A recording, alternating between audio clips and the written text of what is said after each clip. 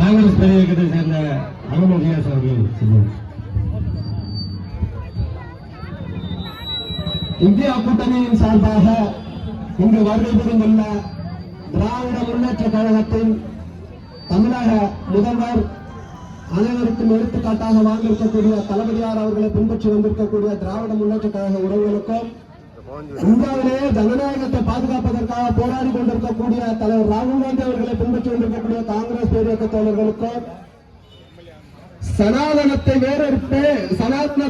வேறறுத்து ஜனநாயகத்தை நிலைநாட்டி சர்வாதிகாரத்தை அழித்தொழிப்பேன் என்று போராடி கொண்டிருக்கக்கூடிய போராளி தலைவர் திருமாவளவன் அவர்களுடைய எழுச்சி தமிழர் அவர்களுடைய வழியில் வந்திருக்கக்கூடிய ஆளுநர் உறவுகளுக்கும், மனிதநேய மக்கள் கட்சி, மார்க்சிஸ்ட் கம்யூனிஸ்ட் கட்சி அனைத்து உறவுகளையும் பெயரை சொல்லி அழைத்ததாக நினைத்துக் கொள்ள வேண்டி கேட்டுக்கொள்கிறேன். அனைவரும் வருகிறவர்கள் என்று வரவேற்பதில் மிகப்பெரிய மகிழ்ச்சி அடைகிறேன். இப்பொழுது பார்த்தோம் என்று சொன்னால், இது மக்களுக்கான போராட்டம். இங்கு அமர்ந்திருப்பவர்கள் மக்கள், இவர்களுக்கான பிரச்சனைகளுக்கு எதிர்த்து நாங்கள் குரல் கொடுக்க வந்திருக்கிறோம். இங்கு நடப்பது ஜனநாயக ஆட்சியா சர்வாதிகார ஆட்சியா என்பதை நாம் சற்று சிந்தித்து பார்க்க வேண்டிய கட்டாயத்தில் இருக்கிறோம். தலைவர் அவர்கள் மன்மோகன் சிங் அவர்களுடைய ஆட்சி காலத்தில் இந்த திட்டத்தை அமல்படுத்த வேண்டும் என்று முடிவெடுத்த பொழுது, இப்பொழுது இருக்கக்கூடிய நரேந்திர மோடியின் பாசிச பாஜக போன்று அல்ல, தனித்து முடிவெடுப்பதற்கு அவர்கள் அல்ல, அனைவரும் கூட்டு சேர்ந்து முடிவெடுக்கக்கூடிய ஒரு கொள்கை கூட்டணியில் நாம் இருந்து கொண்டிருக்கிறோம் என்பதை நினைத்து பெருமைப்பட வேண்டும்.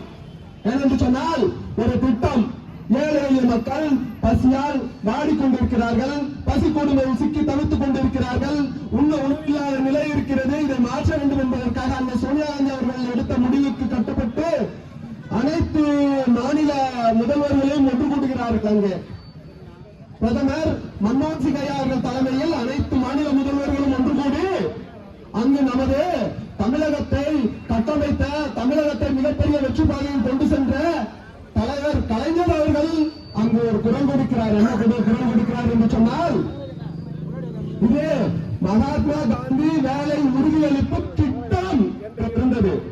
அந்த திட்டம் என்பதில் தலைவர் அவர்களுக்கு உடன்பாடு இல்லை, சிறிது கணக்கிறார் அப்படின்ற ஒண்ணு பிரதமரே பார்த்து தெரிந்து விட்டார். என்ன நினைக்கிறார் என்று சொன்னால், உங்களுக்கு ஏதோ இந்த திட்டத்தில் உடன்பாடு இல்லை போன்று தெரிகிறது. மகாத்மா காந்தி இந்தியாவிற்காக போராடியவராச்சே, அதனால் அவருடைய பெயரில் ஏதாவது மாற்றம் வேண்டுமா என்று கேட்கும் பொழுது, வேண்டாம் வேண்டாம், மகாத்மா காந்தி பெயர் இருக்க வேண்டும் என்று சொல்கிறார்.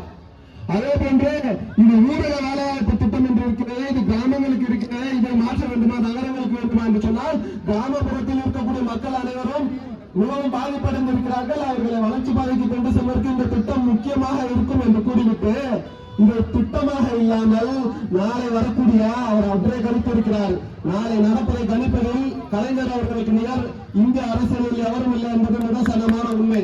அதை கணித்துதான் இந்த சட்டம் இது திட்டமாக இருந்தால், இதை நாளை வரக்கூடிய மக்களுக்கு எதிரான அதானி அம்மானிக்கு கூட்டுக்கலவாணி செய்யக்கூடிய இந்த ஆட்சியாளர்கள் மாற்றுவார்கள் என்ற எண்ணத்தில், இது திட்டமாக இருந்தால் வேலைக்காகாது, ஸ்கீம் என்று இருக்கக்கூடாது, இதை ஆக்டாக மாற்ற வேண்டும், சட்டமாக மாற்ற வேண்டும் என்று அந்த பெயரையே மாற்றி இதை சட்டமாக மாற்றிய அந்த பெருமைக்குரிய தலைவர் கலைஞர் அவர்கள் அதை மாற்றியதன் விளைவாக இன்று இதை மாற்ற வேண்டும் என்று சொன்னால், திட்டம் என்பதை சட்டமாக மாற்றிய தலைவர் அவர்களின் அந்த கொள்கையின் அடிப்படையில் இது இனி வரும் காலங்களில் வேளாண் திட்டத்தை எதிர்த்து போராடியதை போன்று இந்த திட்டத்தை எதிர்த்து போராடி வெற்றி பெறுவோம். நிச்சயமாக இந்த பாசிச பாஜக அரசை ஓட ஓட விரட்டி எடுப்போம். வரும் தேர்தலில் இந்த அயோக்கிய கூட்டத்திற்கு நிச்சயமாக இனி வரும் காலங்களில் தோல்வியை மட்டுமே பரிசாக அளித்து வெற்றி பெறுவோம் என்று வாய்ப்பளித்தமைக்கு நன்றி கூறி விடைபெறுகிறேன். நன்றி, வணக்கம்.